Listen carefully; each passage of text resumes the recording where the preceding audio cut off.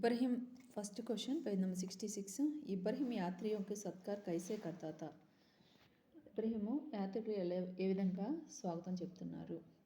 ఇబ్రహీంకి జోపడి సడక్కే కినారైతే ఇబ్రహీం గుడిసె రోడ్డుకి దగ్గరలోనే ఉండేది.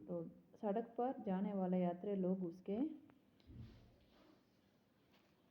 उसके घर కట్ కడాతే రోడ్డు పక్కనే ఉండడం వల్ల యాత్రికులు స్వేద తీసుకోవడానికని ఇక్కడికి వచ్చేవాడు. అతనే ఆహ్వానించేవాడు. ఇబ్రహీం ఉన్కా ఉచిత్ సత్కార్ కర్తా చక్కగా అందరికీ ఉచితంగా అన్నీ ఏర్పాటు చేసేవాడు. ఖానేసే పహలే తినడానికి ముందు ఇబ్రహీం ఏకు చోటీసి ప్రార్థన కథ తినడానికి ముందు చిన్న ప్రార్థన చేసేవారు.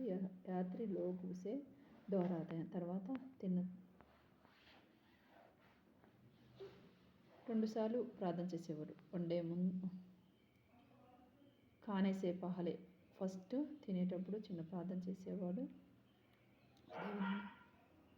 వండేటప్పుడు కూడా ప్రార్థన చేసేది దోహరాయ.